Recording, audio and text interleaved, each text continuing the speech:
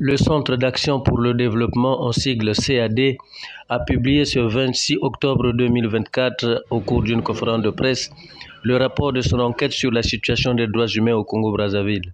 Ce travail, publié à l'occasion de la Journée internationale pour le soutien aux victimes de la torture, est le résultat du premier semestre 2024. Selon Trésor Nzila, coordonnateur du CAD, l'année passée, au premier semestre 2023,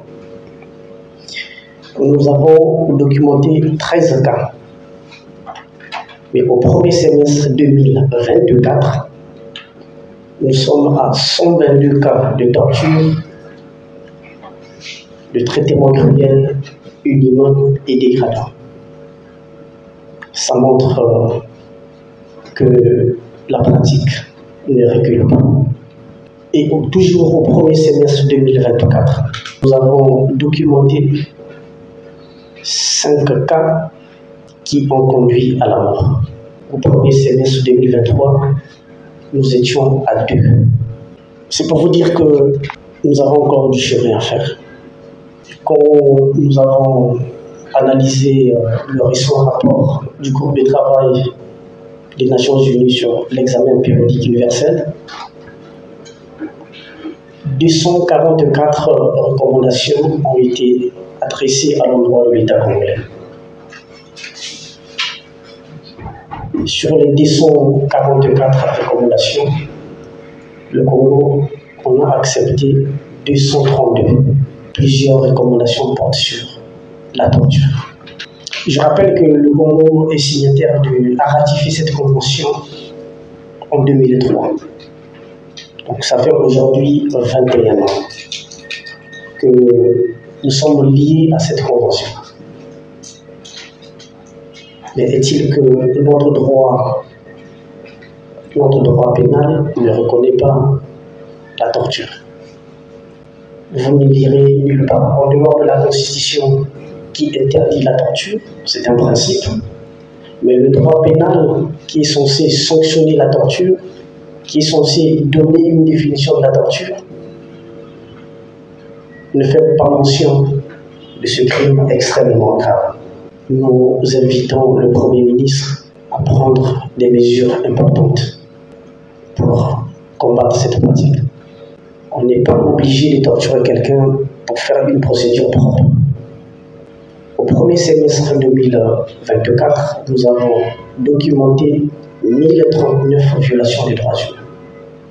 Mais nous sommes conscients que les 1039 violations que nous avons documentées ne représentent pas toute la réalité. Et ces violations ont été localisées dans quelques localités de la Songa, Brazzaville et le Niari. C'est pour vous dire que la situation des droits humains reste préoccupante. Il s'agit ici des violations individuelles. Donc, quand je parle de 1039, considérez les 1039 comme étant des violations individuelles. Au cours de cette conférence de presse, M. Lissassi Roberto a fait un témoignage pour justifier ces actes inhumains.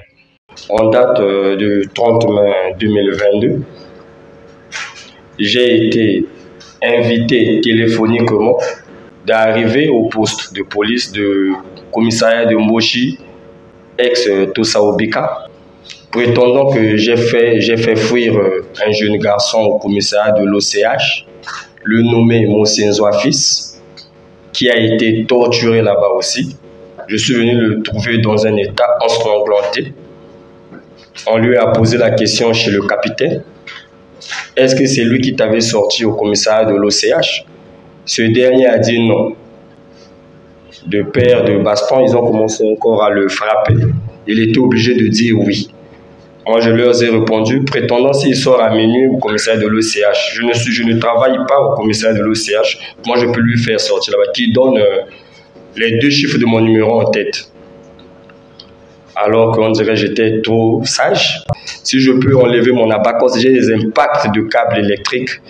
Et le câble qui avait brûlé, qui a crevé le sang a coulé, j'étais tombé. Ça se passe autour de 10 heures. Au lieu de me ramener à l'hôpital directement, ils m'ont mis à la BJ. Ils sont arrivés chez moi perquisitionnant ma maison, ils ont emporté un poste téléviseur 43 pouces, un téléphone Samsung S20 Plus 5G, et les fonds d'une somme de 2 millions de ma tante des recouvrements, les bijoux et les montres, etc., sont ceux du brigadier chef Ibanza Davio, qui est actuellement fugitif en France. Ils m'ont ramené au poste de police. Son adjoint et lui se sont entendus, se sont concertés. Ils ont dit qu'ils doivent faire comme l'histoire de Jaffé. Je ne comprenais pas. Ils m'ont mis dans la BJ. Ils sont partis me faire traîner, me conduisant une patrouille nocturne. Je saignais seulement sous la banquette de la BJ. Me conduisant au CHU, au service d'urgence, j'ai été reçu. Dommage, le médecin a dit que vous avez crevé l'œil là.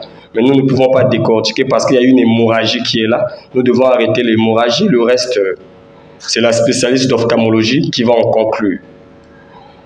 Le matin, on va chez la spécialiste de l'ophtalmologie. Elle constate et dit que vous avez crevé l'œil là. Le sang a eu le temps de circuler. Et ça a paralysé l'autre œil droit. Nous, ici, on ne peut pas opérer. En sortant de l'hôpital, les policiers, ils se sont enfuis. C'est à travers un ami médecin que j'ai dit vraiment, aide-moi à joindre ma famille. Il joint mon grand-père qui vient me prendre en catastrophe. Il m'emmène d'abord vers l'armée du salut, vers le château d'eau. Ils ont dit que non, on ne peut pas. Nous sommes arrivés à Edmond-Hôtel. C'est là que j'ai été opéré. Et puis, je suis revenu à la maison, mais il n'y avait que de l'eau qui sortait de mon œil gauche, l'œil qu'ils ont crevé. Il fallait repartir encore chez le médecin, faire des scanners. Tous les fils de suture de l'intérieur avaient lâché. Il fallait reprendre encore l'opération à zéro. Je suis maintenant dépendant des gens pour traverser un goudron. Je ne peux pas lire, je ne peux pas écrire, je ne peux plus rien. Donc j'ai perdu quasiment ma vue. Le médecin m'a mis dans les appareils. Il dit, bon, l'œil gauche, c'est crevé, c'est fini. Mais l'œil droit, si on peut intervenir à temps, on peut tenter une chirurgie du crispal iris. On pourra voir si tu peux quand même retrouver un peu la vue. Mais c'est à gros coût. Ici, on ne le fait pas. Elle a proposé 3 pays, la France, l'Italie, je crois bien, et l'Inde qu'elle avait dit. La facture nous a coûté 31 000 € pour ma chirurgie. Voilà pourquoi nous étions incapables de supporter ces frais d'opération. Et puis, j'ai dit, bon, je vais pouvoir m'engager en justice.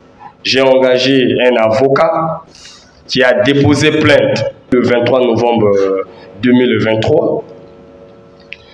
Mais depuis que mon avocat a eu à déposer plainte, le processus judiciaire n'avance pas. Il y a un blocus au niveau de la justice. Voilà pourquoi je sollicite l'indulgence du chef de l'État congolais, son Excellence M. Denis Sassou Nguesso, en sa qualité de magistrat suprême, de délibérer sur mon problème, que justice soit faite. Je suis en train de mourir à petit feu parce que l'œil là est en train d'être attaqué. Je sollicite que justice soit faite et que je sois évacué d'urgence